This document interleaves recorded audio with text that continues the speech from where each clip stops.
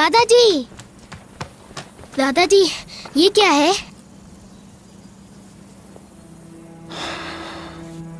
ये तुम्हें कहाँ से मिला? खेतों में से। आओ मेरे साथ आओ, मैं तुम्हें कुछ दिखाता हूँ। मैं तुम्हें अपने बारे में कुछ बताना चाहता हूँ।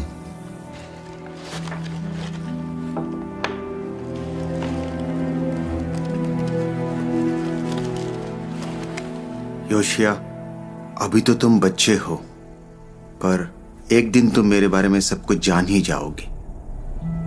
मैंने जिंदगी में बहुत बुरे बुरे काम किए हैं। मैंने यहोवा की उपासना करने के बजाय छोटे देवी देवताओं की उपासना की। यहां तक कि मैं यहोवा के मंदिर में मूर्तियों तक को ले आया। मैंने यहोवा का बहुत दिल दुखाया।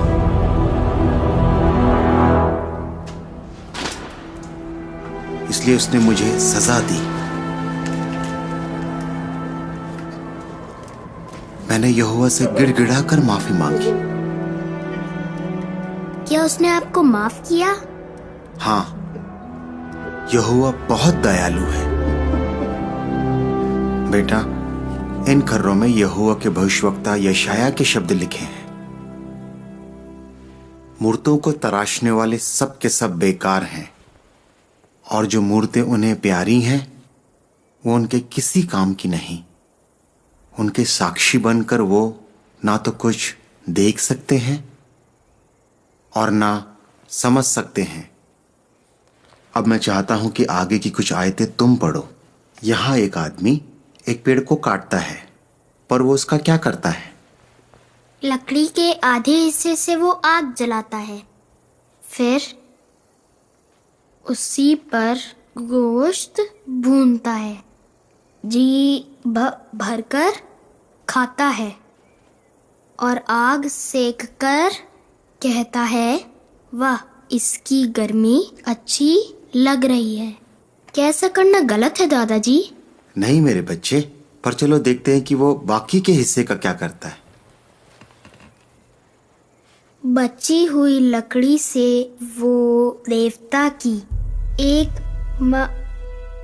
मूरत बनाता है। उसके आगे झुककर उसकी पूजा करता है और उससे प्रार्थना करता है, बचा ले, क्योंकि तू ही मेरा ईश्वर है। ये तो गलत है। पर योशिया, ये गलत क्यों है? क्योंकि वो यहोवा नहीं है, बस एक पेड़ है। पर बेटा, अगर हम ऐसा करें तो यहोवा को कैसा लगेगा? यहोवा नहीं चाहता कि हम किसी और ईश्वर को माने। बिल्कुल सही कहा। और क्या दूसरे ईश्वर हमारी प्रार्थना सुन सकते हैं? नहीं, सिर्फ यहोवा। और योशिया, यहोवा तुम्हारी प्रार्थनाओं को भी सुनना चाहता है। मैं हमेशा उससे प्रार्थना करता हूँ। दिन में कई बार उससे प्रार्थना किया करो, मगर दिल से। तब पता चलेगा कि तुम उससे प्यार करते हो और उसके दोस्त बनना चाहते हो। अगर तुमसे कोई गलती हो जाए तो यहोवा से प्रार्थना करो कि वो तुम्हें माफ कर दे। अगर मैं 100 बार गलती करूं? हाँ, 100 बार करने पर भी। 1000 बार? हाँ। और लाखों बार करूं तो? हाँ, तब भी वो माफ करेगा। अगर तुम उससे माफी पाने के लिए प्रार्थना करो और अपनी तरफ से सही काम करने की पूरी कोशिश करते रहो।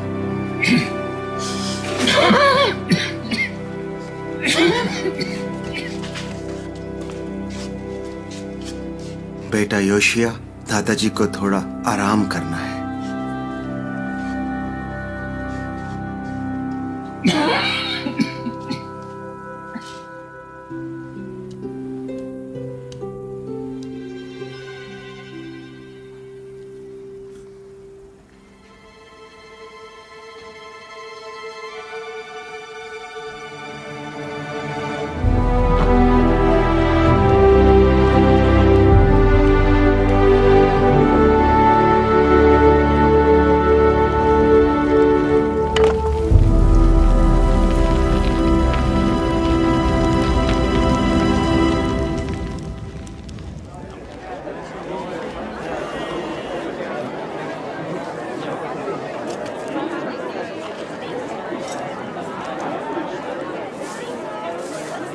मुझे बाकी की कहानी सुनाओ ना। तो कहाँ था मैं?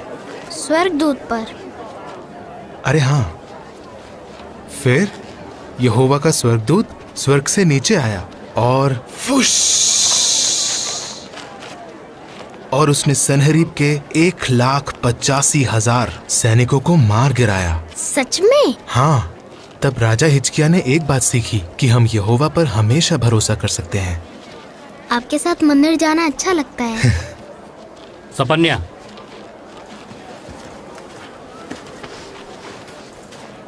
तुम्हें बच्चे को इस तरह की झूठी कहानियां नहीं सुनानी चाहिए। राजा ने मुझे योशिया को मंदिर ले जाने मुझे के पता लिए है तुम कहा। कहाँ जा रहे हो। उन्होंने तुमसे जो भी कहा हो, पर मेरा बेटा तुम्हारे साथ क्या? पिताजी, आपको आराम करना चाहिए। योशिया मंदिर जाना चाहता था और मैंने ही सपन्या से कहा कि वो मेरा इंतजार ना करे और योशिया को ले जाए। तुम तो हमारे साथ चलोगे नहीं, लेकिन तुम योशिया को मंदिर जाने से नहीं रोक पाओगे।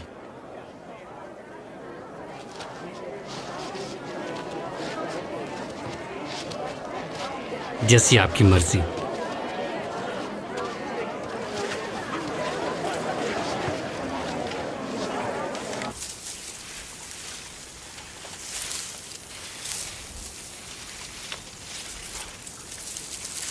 एनान, ये वाला कैसा है?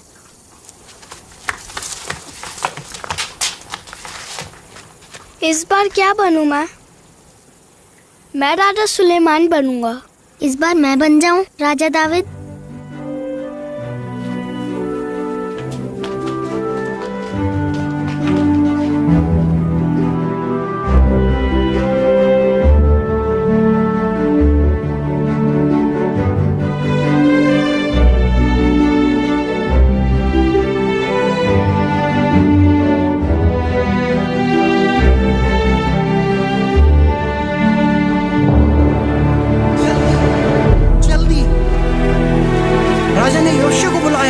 जल्दी लेकर आओ। योशिया कहाँ है? वो बस आ रहा है मालिक। दादाजी। योशिया, मेरे बेटे, मेरे बच्चे। आपको कुछ नहीं हो सकता। जल्दी ठीक हो जाओ दादाजी, मैं आपके बिना नहीं रह पाऊंगा। बेटा, तुम अकेले नहीं हो। यहोवा तुम्हारे साथ है और तुम्हारा चचेरा भाई सपन्या भी।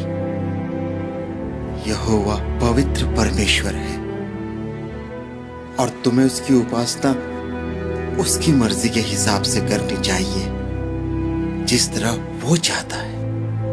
मंदिर में जो बलिदान चढ़ाए जाते हैं और त्योहार मनाए जाते हैं, उनकी मदद से हम यहोवा के दोस्त बन पाते हैं।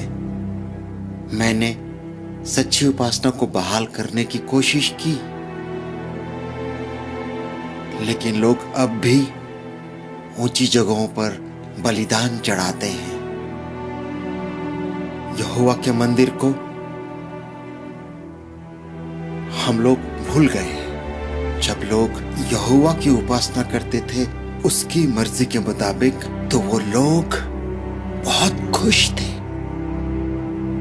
यहोवा की उपासना और उसका मंदिर दोबारा वैसा हो सकता है।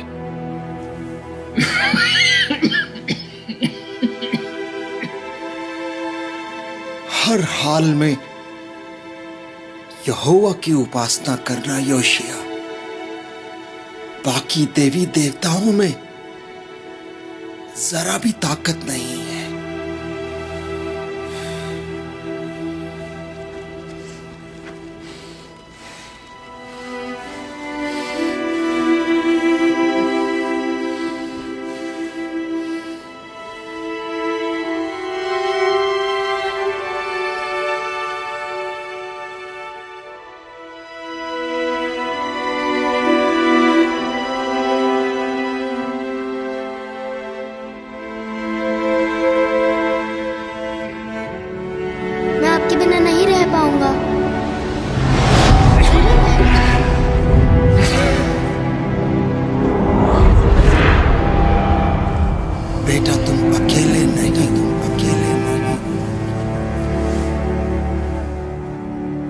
यहोवा तुम्हारे साथ है, यहोवा तुम्हारे साथ है।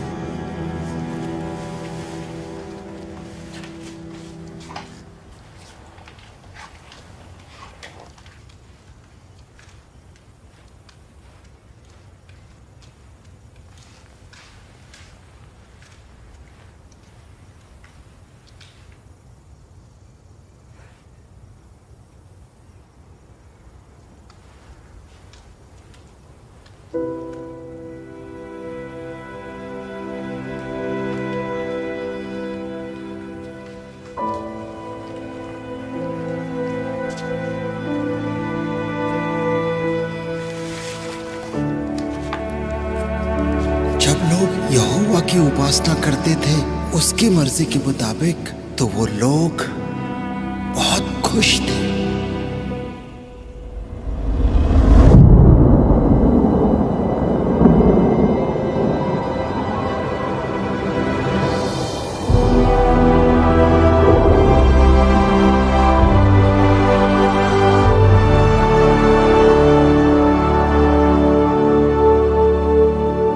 योशिया,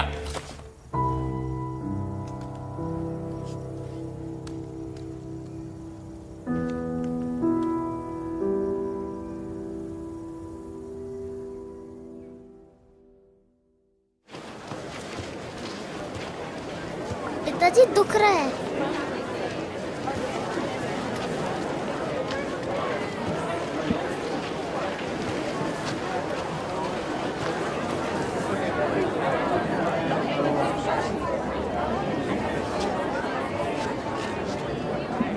हमारी मूर्तियां बिक रही हैं ना? बेनमतान ये मूर्तियां इतनी खूबसूरत हैं कि लोगों की भीड़ लग जाती है और धड़ाधड़ बिक रही हैं। बहुत खूब, हमारी भी काफी कमाई हो रही है इनसे। इन्हें रखने से बाल की बरकत रहती है। इस बार की हमारी फसल बहुत अच्छी होगी। यहोवा को ये बिल्कुल पसंद नहीं। चुप हो जाओ बेटा, हमें सारे देवी देवताओं की जरूरत है, सिर्फ यहोवा की नहीं। लेकिन दादाजी तो ऐसा नहीं कहते थे। वो कहते थे कि बाकी देवी देवताओं में जरा भी ताकत नहीं है। आवाज नीचे। तुम्हारे दादाजी, उन्होंने तो खुद तोपेत पे इतने सारे बलिदान चढ़ाए हैं।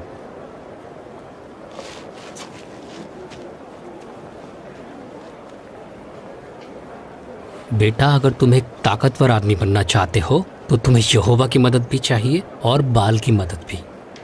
नहीं, ऐसा नहीं है, ये गलत है।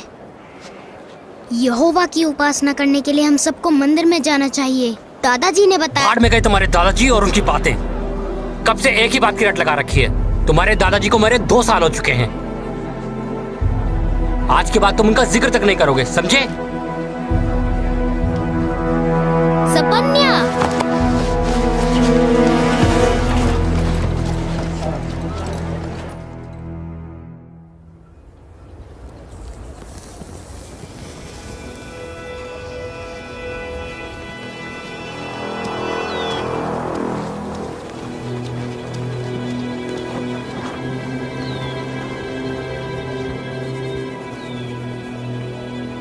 एनान, चल यहाँ से निकलते हैं। एनान,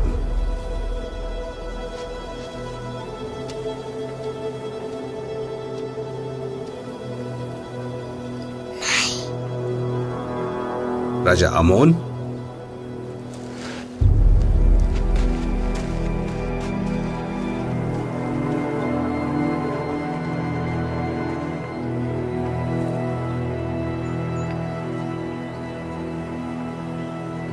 योशिया,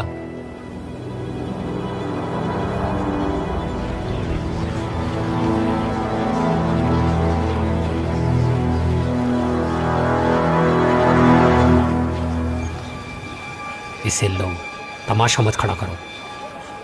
बाकी देवी देवताओं में जरा भी ताकत नहीं है। छोड़ दो मुझे, जाने दो। दिमाग खराब है तुम्हारा? बाल के सामने खड़े हो तुम। नहीं।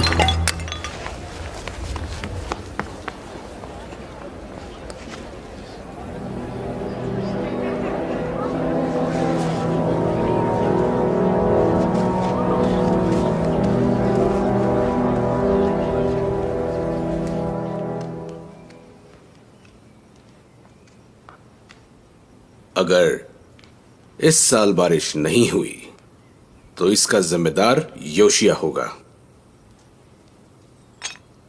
आज उसने जो हरकत की वो माफी के लायक नहीं है। उसकी क्या गलती है? वो हर समय अपने दादाजी के साथ रहता था।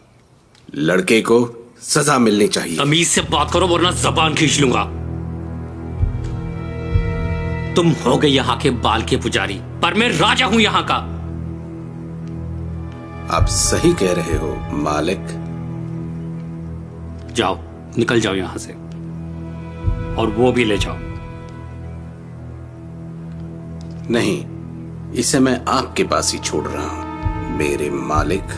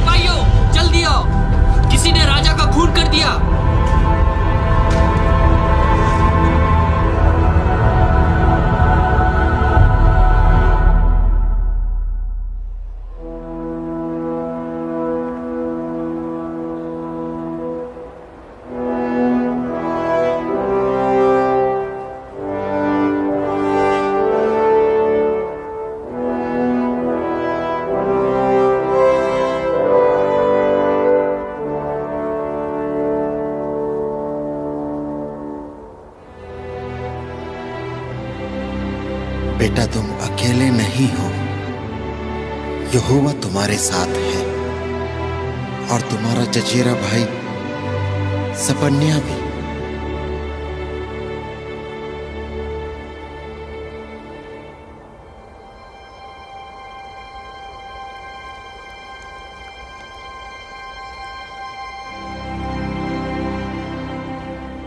राजा योशिया की जय हो।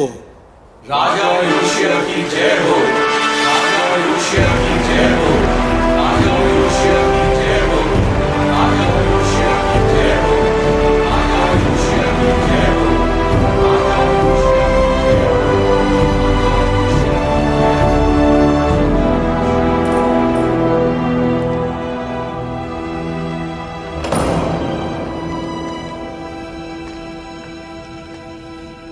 एनान, अब तो तुम राजा हो। भविष्यवक्ता सपन्या, क्या हाल है तुम्हारे? तुम्हें देखकर अच्छा लगा। मालिक, मैं समझ सकता हूं ये सब आपके लिए आसान नहीं है। मैं आपके पिता की बहुत इज्जत करता था। वो एक बहुत ही अच्छे आदमी थे, सबको अपनी मर्जी से उपासना करने देते थे। हुजूर, आपके पिता अक्सर मुझसे जरूरी मामलों में सलाह मशवरा करते थे।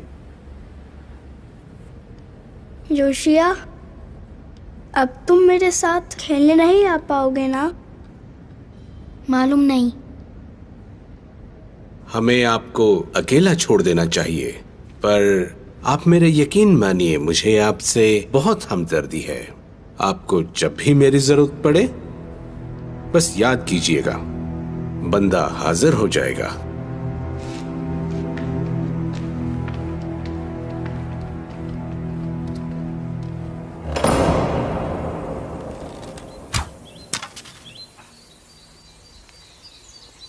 कोई बात नहीं, एक और बार कोशिश करते हैं।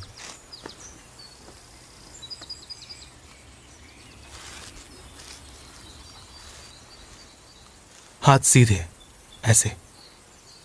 और एक और बात, तीर पर ध्यान मत दो, निशाने पर ध्यान दो। ऐसे? हाँ।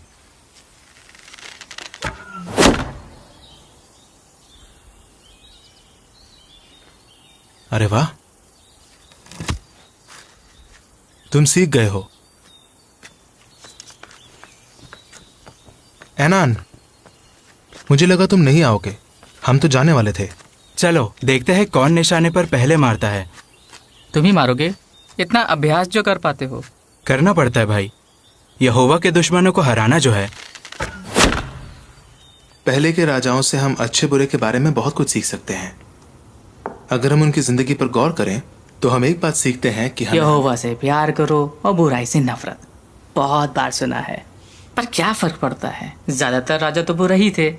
मैं मानता हूं कुछ राजा थे बुरे। उन्होंने यहोवा पर भरोसा नहीं किया, ना ही उसके दोस्त बने।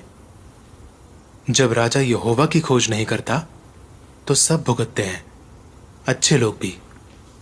इसलिए हम वो गलती नहीं करना चाहते जो उन्होंने की। तुम बताओ, क्या राजा का लोगों पर असर पड़ता है?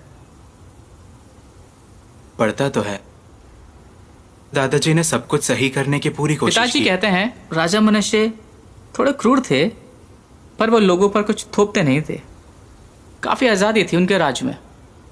एनान, जब हमें छूट दी जाती है तो हमारी एक जिम्मेदारी भी बनती है। हमारी जिम्मेदारी बनती है कि फिर वही भाषण। हमारी जिम्मेदारी बनती है कि हम फैसला करें कि हम किसकी उपासना करेंगे, यहोवा की या दूसरे ईश्वरों की। पिताजी कहते हैं कि जब अशूरियों ने राजा मनुष्य को रिहा कर दिया था, तब से वो एक ही ईश्वर की उपासना करने लगे। इसलिए वो हर छोटी छोटी बात पर जिद करने लगे, और तू की तरह। उन्होंने बहुत कुछ सहा, तब जाकर उन्हें यकीन हुआ कि सिर्फ यहोवा ही सच्चा परमेश्वर है। तुम्हें क्या पता उनके बारे में? हाँ, मेरे पिताजी ने जो देखा वही बोला उनके बारे में। उन्हें अपना मुंह बंद रखना चाहिए। तुम ऐसा कैसे कह सकते हो? तुम्हारे पिताजी उन पर भरोसा करते थे, तुम्हें भी करना चाहिए। वैसे भी तुम एक वक्त पर यहोवा, बाल, मलकाम या किसी भी देवता को पूछ सकते हो। तुम्हें सच में लगता है हम ऐसा कर सकते हैं? क्यों नहीं? हाँ, तुम्हारे पिताजी कुछ भी बोलते हैं। तो तुम्हारा मतलब है कि मुझे उनकी नहीं सुननी चाहिए। नीति वचन में लिखी बात भूल गए हो क्या? आपने जन्म देने वाले पिता की सुन। हाँ, हमें अपने माता पिता की इज्जत करनी चाहिए, लेकिन हम और हमारे माता पिता, हम सब यहोवा के लिए जीते हैं। अगर हमारे माता पिता कुछ ऐसा करते हैं जिससे यहोवा नफरत करता है और हम उनका साथ देते हैं, तो उसे कैसा लगेगा? वो मुझे पागल कर देता है। मेरे दादाजी ऐसे थे, वैसे थे, तुम उनके बारे में कुछ नहीं जानते। सपन्या एक नबी है, तुम्हें उसकी सुननी चाहिए। नबी तो आते जाते हैं, वो तो अभी बच्चा है। नबी क्या बनेगा? उसकी उम्र ही क्या है, 25 साल? हम सिर्फ यहोवा की ही उपासना क्यों करें? लोग तो हजारों ईश्वर को पूछते हैं आज। उसके सामने सोच समझ कर बोला करो। वो खुद को कुछ ज्यादा ही नेक समझता है और एक दिन सबको ले डूबेगा। तुम्हें उसकी सोच सुधारनी चाहिए। उसे समझाओ कि उसे सब कुछ देखकर चलना चाहिए। समझाओ? सपन्या कहता है कि वो राजा दाऊद के जैसा है। उस धोखेबाज की तरह जिसने किसी और की पत्नी पर नजर डाली। क्या बात है?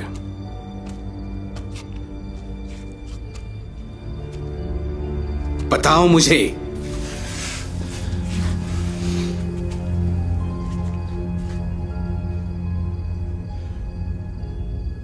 उसकी बात सही निकली तो? कौन सी बात सही निकली तो? कि सिर्फ एक ही सच्चा परमेश्वर है। बेटा, तुम समझ नहीं रहे। योशिया अब भी ना समझ है। उसके दादाजी समझदार थे, फिर उनकी भी बुद्धि भ्रष्ट हो गई। मैं क्या करूं? उससे बात करो, एक अच्छा राजा बनने में उसकी मदद करो। उससे कहो कि वो राजा मनुष्य की तरह लोगों को आजादी दे। मैं बताता हूं कि तुम उसे कैसे समझा सकते हो।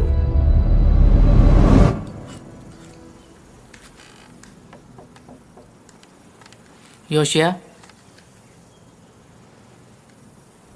मैं तुमसे माफी मांगना चाहता हूं। मुझे तुमसे बदतमीजी से बात नहीं करनी चाहिए थी। कोई बात नहीं यार, मैंने तुम्हें कब का माफ कर समझने की कोशिश करो योशिया। सोचो, अगर तुम गलत निकले तो क्या होगा? अगर बाल की उपासना करना जरूरी हो और हम ना करें तो क्या होगा? बाल देवता ही बारिश करवाता है। और तुम्हारे पिताजी और दादाजी दोनों ऊंची जगहों पे बलिदान चढ़ाते थे।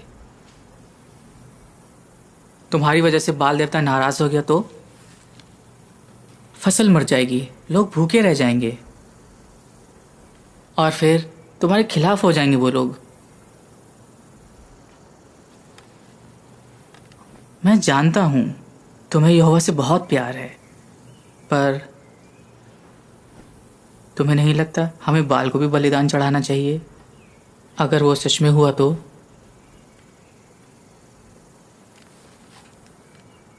मैं इस बारे में क्यों चिंता करूं, जब मुझे मालूम है कि यहोवा मौसम को काबू में रखता है, ना कि बारिश का कोई झूठा देवता।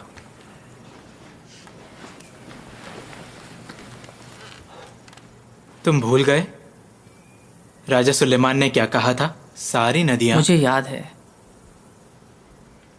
सारी नदियां सागर में जा मिलती हैं, फिर भी सागर नहीं भरता।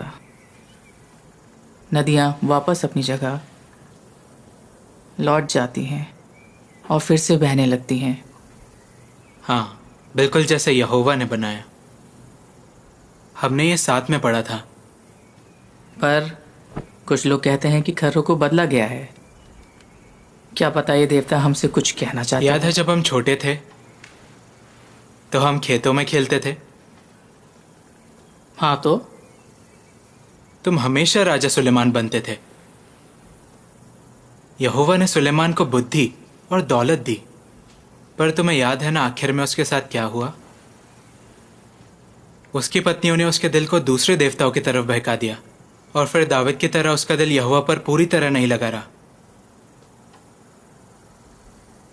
मैं वो गलती नहीं करना चाहता।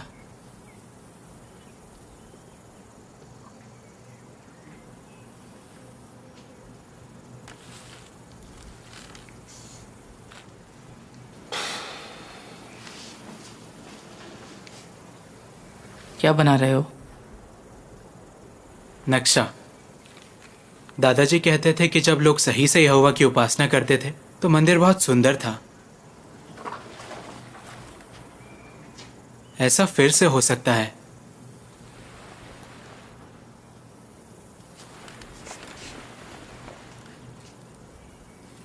चलो बताता हूं कि मैं क्या करने वाला हूं। आप समझ क्यों नहीं रहे? वो सारी ऊंची जगहों को हटाने की सोच रहा है देश से। मैं सब समझ रहा हूं। जब उसके दिमाग में उठने वाली बेहुदा तरकीबें देश का कानून बन जाएंगी, तब लोगों की खुशियां छिन जाएंगी। लोग अपनी मर्जी से उपासना नहीं कर पाएंगे। उसके दकियानूसी कानूनों का नतीजा ये होगा कि लोग घुटन महसूस करने लगेंगे। कुछ समझ में आया तुम्हें? कुछ बहुत ही अशुभ होने वाला है।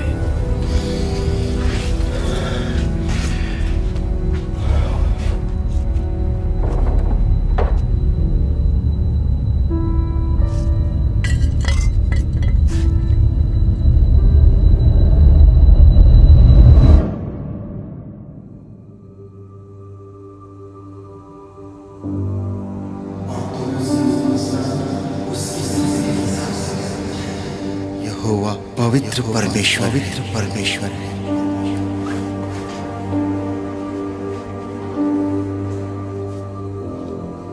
और तुम्हें उसकी उपासना उसकी मर्जी के हिसाब से करनी चाहिए।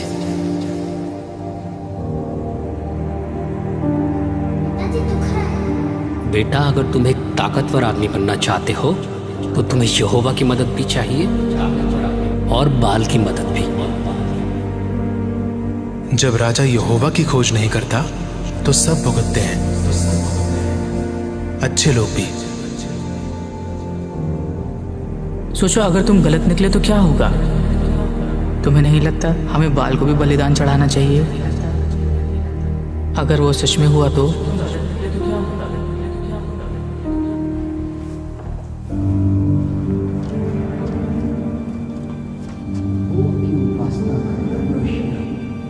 यहोवा की उपासना करना योशिया। बाकी देवी देवताओं में जरा भी ताकत नहीं है, ताकत नहीं है, ताकत नहीं है। हे यहोवा,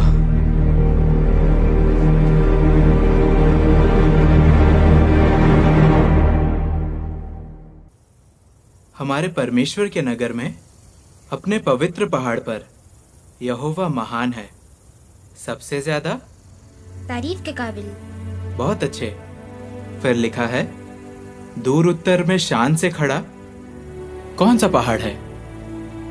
कौन बताएगा? सिय्योन पहाड़। क्या बात है, आप दोनों को तो सब याद है। अच्छा, कहाँ है सिय्योन पहाड़? यहाँ पर पिताजी, इसी जगह। कहाँ? मुझे तो नहीं दिख रहा। कहाँ है फिर? यहीं पर पिताजी, हम सिय्योन पहाड़ पर ही रहते हैं। हमारा घर पहाड़ पर है? हाँ। सिय्योन पहाड़ इतना खास क्यों है? मैं बताऊं? हाँ बताओ बेटा। राजा दाऊद यहीं रहते थे। यहोवा ने कहा, अपने पवित्र पहाड़ सिय्योन पर मैंने अपने राजा को बिठाया है और संदूक को यहाँ लेके आया गया। मुझे नहीं पता था हमारे बच्चे इतने होशियार हैं। अपने पिताजी पर जो गए हैं।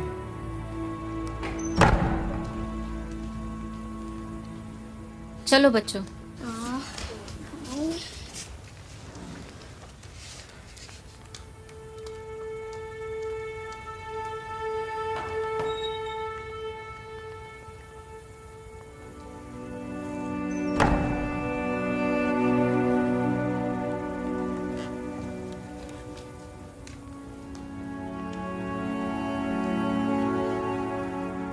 सपन्या, आज मेरे छोटे बेटे को खेतों में ये मिला और वो घर ले आया।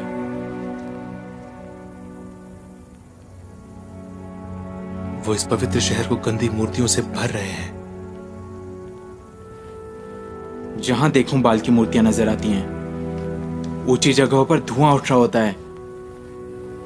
उनकी धूप की गंध सूंघकर मुझे उल्टी आती है। पिछले 12 सालों में ज्यादा कुछ नहीं हुआ, पर अब होगा। मैं सच्ची उपासना को फिर से बहाल करूंगा। पर तुम्हें यहोवा की मदद की जरूरत पड़ेगी। जानता हूं। मैं दिन रात इस बारे में प्रार्थना कर रहा हूं। अच्छा है। मैं ये ऐलान करूंगा कि हम इस देश से मूर्ति पूजा का नामो निशान मिटा देंगे। तुम तो बहुत महंगा बेच रही हो। मैं एक पैसा कम नहीं करूंगी। तुम तो दाम बढ़ाते ही रहती हो।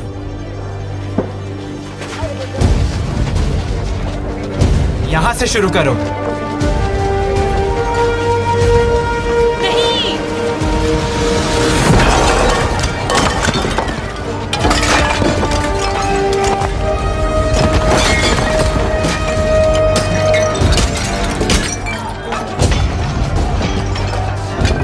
इस देश के हर झूठे देवता का यही हाल होगा।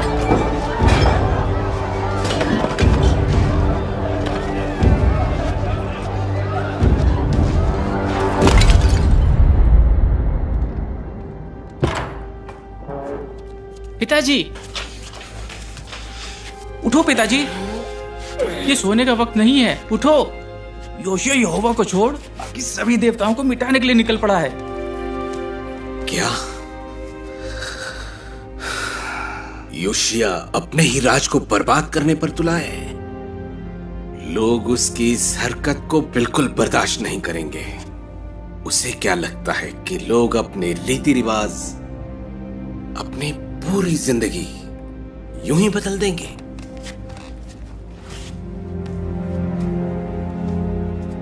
वो बेवकूफ है। बाल हमें बचाएगा।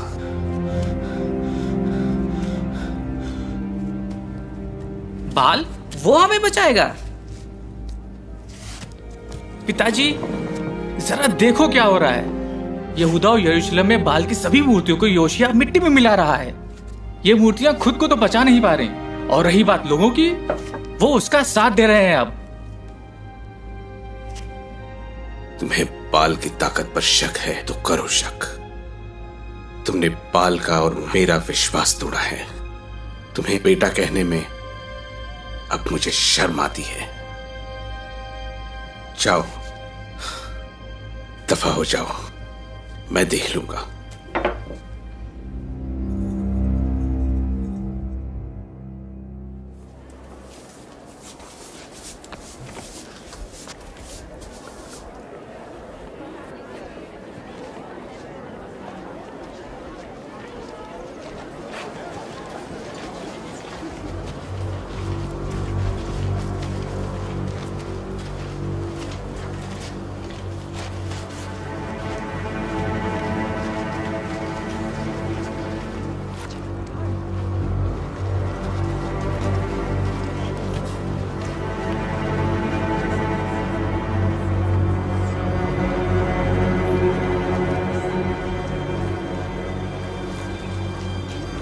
रानी हमूतल, मुझे कुछ कहना है आपसे। बस एक बार मेरी बात सुन लीजिए।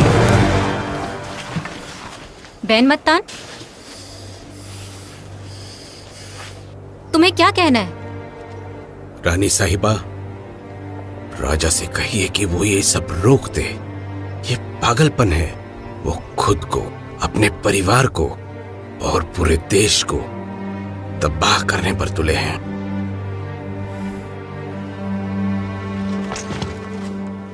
राजा की ये मुहिम सिर्फ बाल के उपासकों के खिलाफ नहीं है, खुद बाल के खिलाफ है।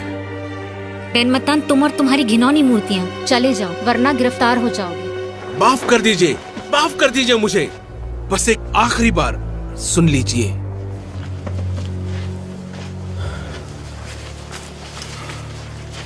रानी हमूतल, मैं ये सब कुछ आपकी भलाई के लिए कह रहा हूं। मैं नहीं चाहता कि राजा के साथ कुछ ऐसा हो जो उनके पिता के साथ हुआ था। रानी हमूतल, बच्चों की भी सोचिए।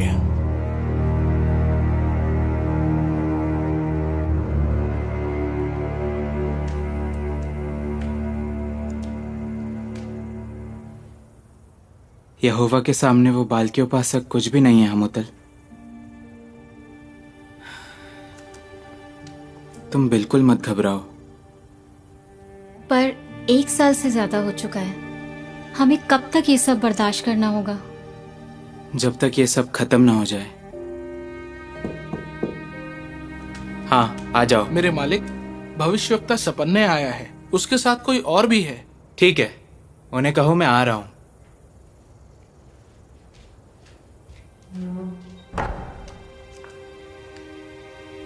तुम बच्चों के साथ रहो और उनके सामने परेशान मत रहना।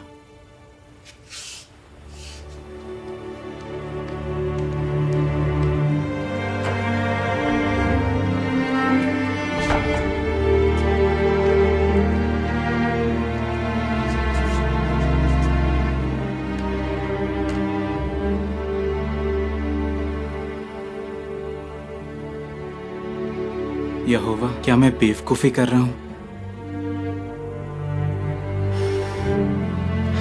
मेरे दादाजी भी इस देश में से ऊंची जगहों को नहीं हटा पाए, तो फिर मैं कैसे करूं?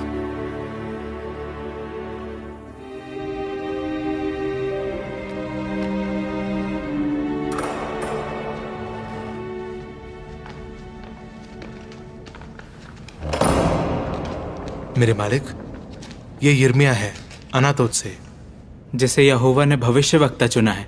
स्वागत है। राजा योशिया, सभी वफादार सेवक इस मुहिम में आपके साथ हैं। हमने वैसा ही किया जैसे आपने कहा, और जब से ये मुहिम शुरू हुई है तब से अब तक काफी सारे लोग आपका साथ दे रहे हैं। हाँ, ये सच है, पर लोग अभी भी बाल की उपासना कर रहे हैं और बैन मत्तान जैसे लोग हमारे इस काम के खिलाफ हैं। और मुझे डर है कि इस काम को रोकने के लिए कहीं लोग हिंसा पर न उतर आए। हाँ, वो भी है। मेरे मालिक, क्या आपको लगता है कि आप इस काम को पूरा नहीं कर पाएंगे? सच्ची उपासना को बहाल करना इतना आसान नहीं है। पर हम जो कर रहे हैं वो सही है। आपने सही कहा, पर आप ये सब अपने बल से नहीं कर रहे। यहोवा आपके साथ है। इस काम को पूरा करने के लिए वो आपको हिम्मत, बुद्धि और ताकत देगा। शुरू में जब मैंने अपनी काबिलियतों पर शक किया तो यहोवा ने कहा, ये मत कह कि मैं बस एक लड़का हूं। पर यहोवा ने सीधे सीधे बात की तुमसे। मुझे कैसे पता चलेगा कि वो मेरा भी इसी तरह साथ देगा? सदियों पहले जब राजा यारोबाम ने उत्तर के राज में अपनी एक वेदी खड़ी की, तब यहोवा ने एक भविष्यवाणी की थी जिसके बारे में यिर्मयाह ने मुझे बताया। यारोबाम बलिदान चढ़ाने के लिए वेदी के पास खड़ा था। तब यहोवा का एक सेवक उसकी आज्ञा से यहूदा से बेतेल आया।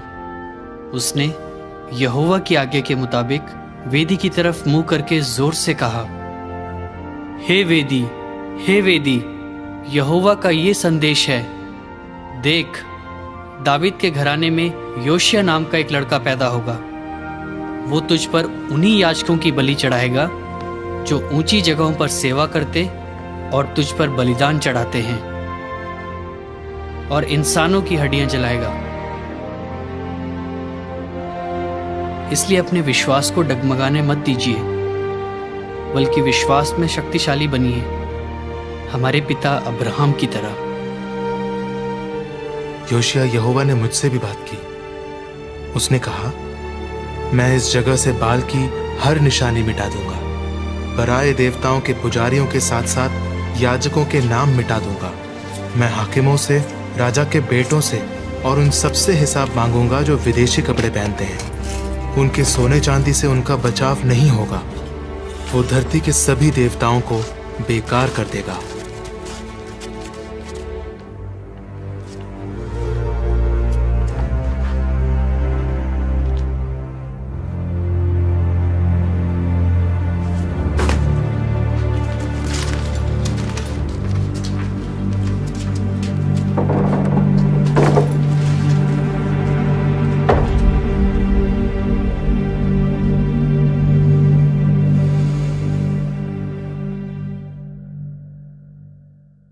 शापान, हम मूर्ति पूजा को काफी हद तक हटा पाए हैं, लेकिन मंदिर की हालत बहुत खराब है।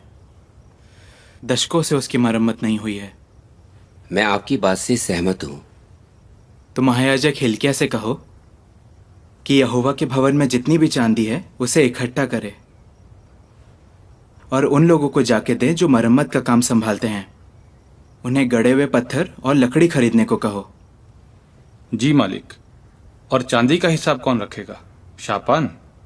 नहीं हुआ, चांदी का कोई हिसाब नहीं रखा जाएगा। ये सब भरोसेमंद आदमी है। ठीक है मालिक, जैसा आप कहें। जिस दिन दादाजी की मौत हुई थी उस दिन उन्होंने यहोवा के मंदिर का जिक्र किया था। मैंने इतने सालों तक इसे संभाल कर रखा ताकि एक दिन मैं उसके भवन की महिमा कर पाऊं।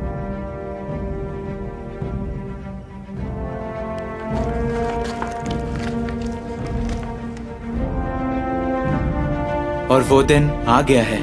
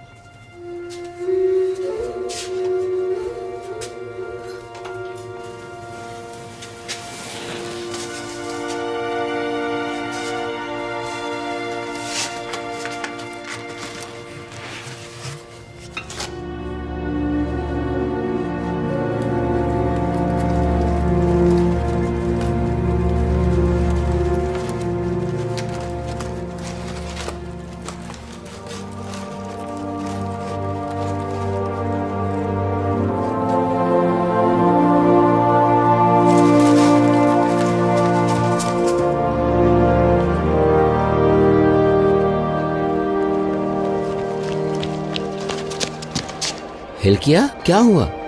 शापान, मुझे यहोवा के भवन में कानून की किताब मिल गई है। कानून की किताब?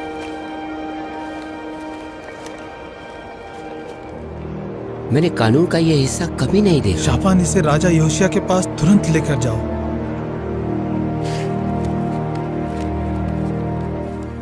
सामान की बात है, ज्यादा सामान तो आ चुका है, बस कुछ चीजें हैं जो अभी तक आई नहीं है। अगले हफ्ते तक सारा सामान आ जाएगा।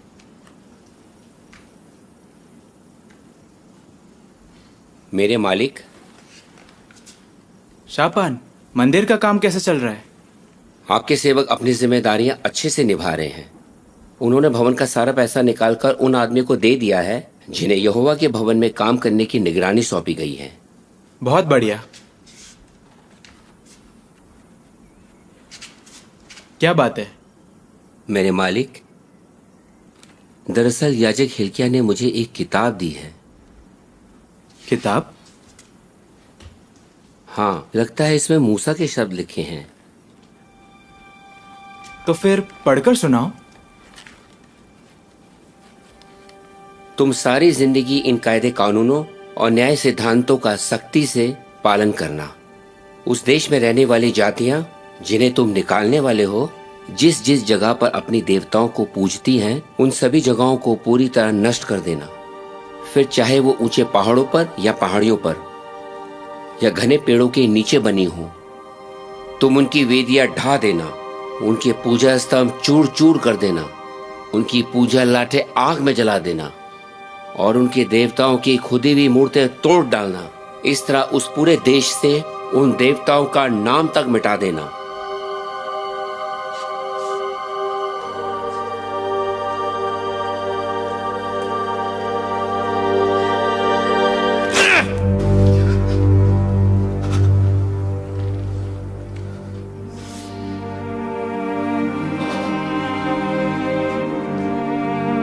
जाओ, सब लोग हिल्किया के साथ जाओ। इस किताब में लिखी बातों के बारे में यहोवा से पता करो। हमारे पुरखों ने इस किताब में लिखी यहोवा की आज्ञाओं का पालन नहीं किया और उसे नहीं माना, इसलिए यहोवा का क्रोध बहुत भड़का हुआ है।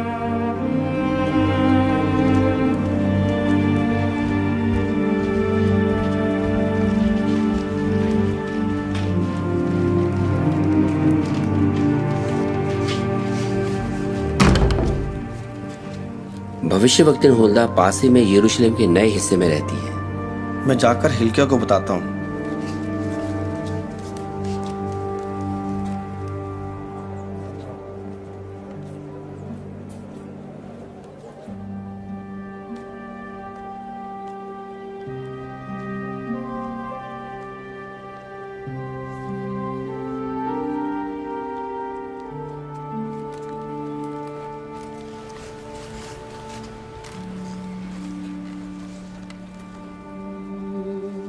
इस्राएल के परमेश्वर यहोवा ने कहा है, जिस आदमी ने तुम्हें मेरे पास भेजा है उससे कहना, मैं इस जगह पर और यहाँ रहने वालों पर विपत्ति लाऊंगा।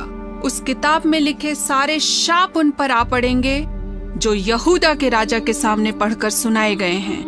उन्होंने मुझे छोड़ दिया है और वो दूसरे देवताओं के सामने बलिदान चढ़ाते हैं और अपने हाथ की बनाई चीजों से मुझे गुस्सा दिलाते हैं।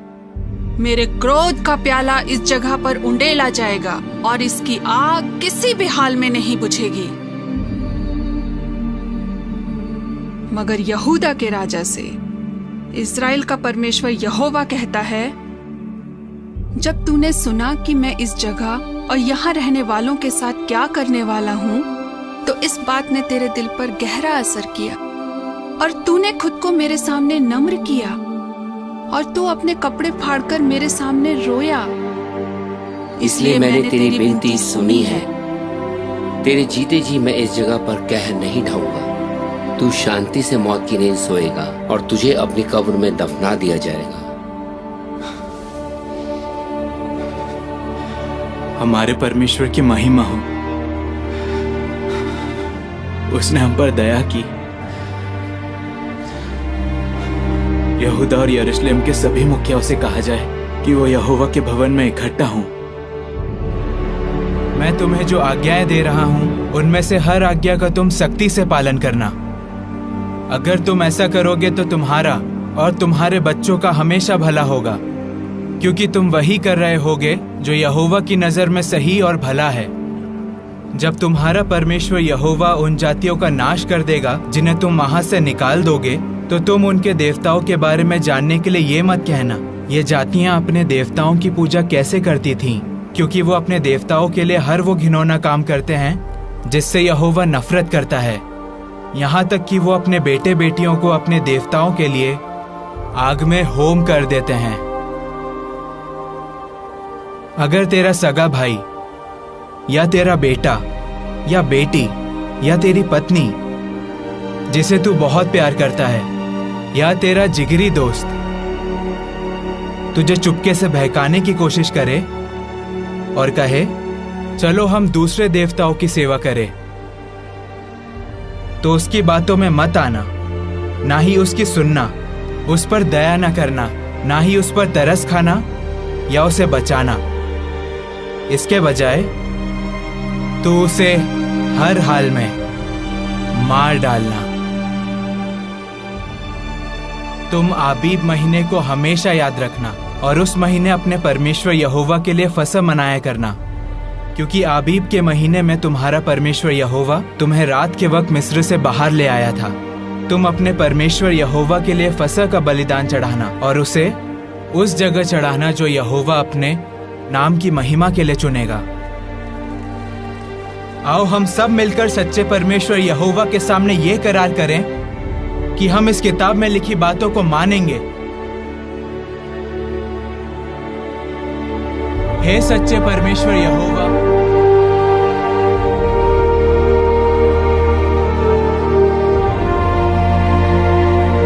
आमीन।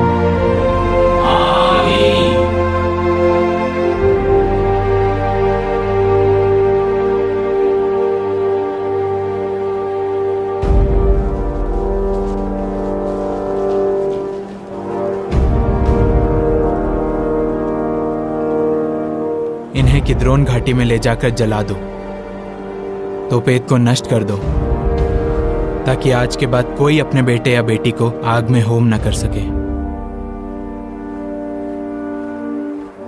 ये तो बस शुरुआत है।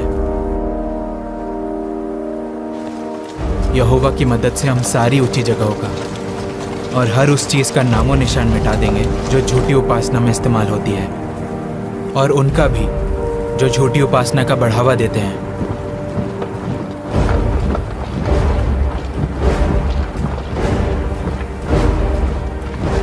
यहूदा को शुद्ध करने के बाद हम उत्तर में सामरिया के शहरों की तरफ बढ़ेंगे।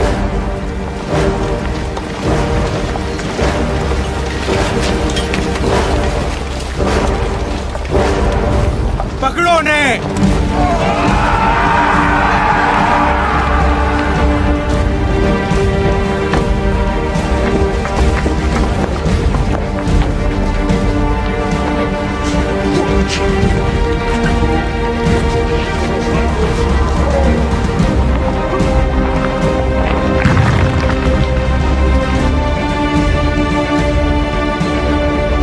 जाओ।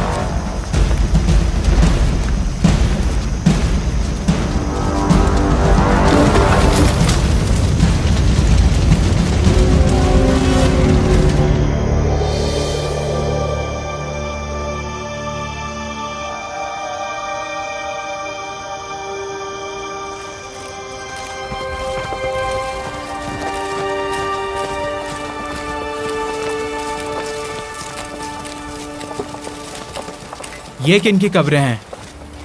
बाल के भविष्यवक्ताओं की। उनकी हड्डियों को लेकर यारोबाम की वेदी पर जला दो और फिर उस वेदी को तोड़ दो।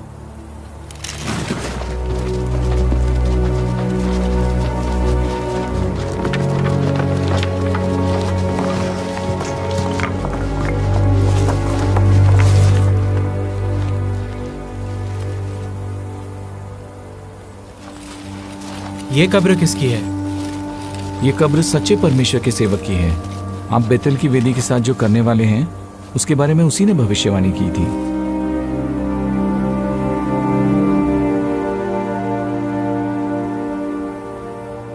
उसकी कब्र छोड़ दो, उसकी हड्डियों को कोई हाथ न लगाए।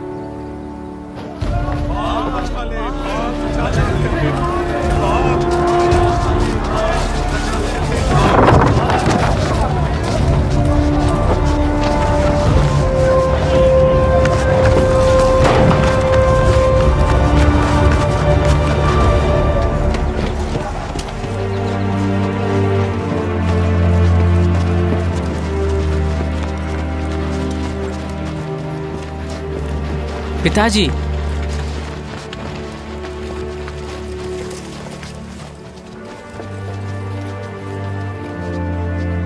मेरे राजा और मालिक अफसोस अपने दादाजी की तरह नहीं बन पाए।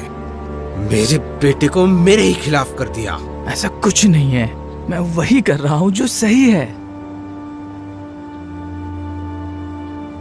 बाल बिल्कुल बेबस है, आपको नजर क्यों नहीं आ रहा? बेबस है?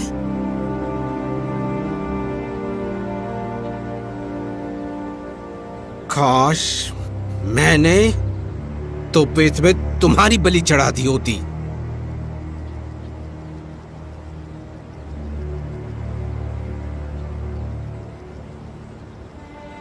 कोई भी आज के बाद ऐसा नहीं कर पाएगा। योशिया ने सब ठीक कर दिया।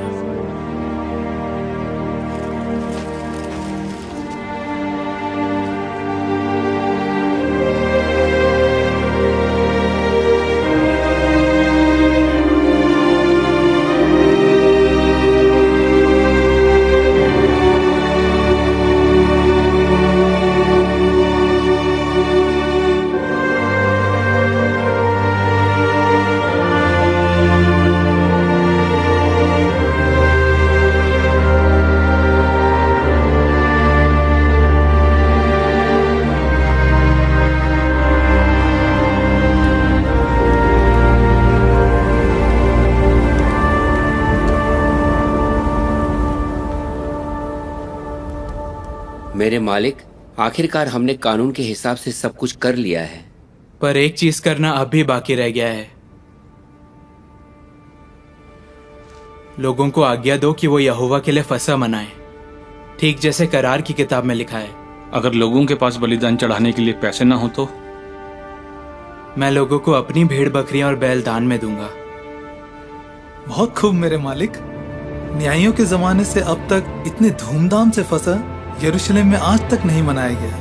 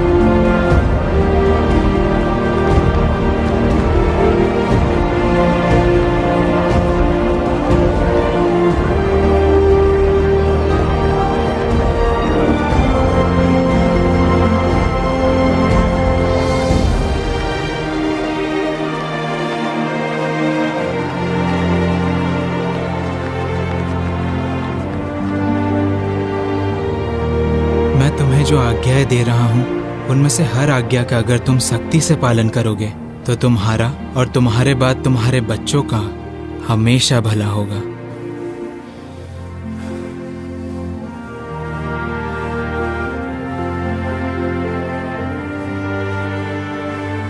क्योंकि तुम वही कर रहे होगे जो तुम्हारे परमेश्वर यहोवा की नजर में सही और भला है।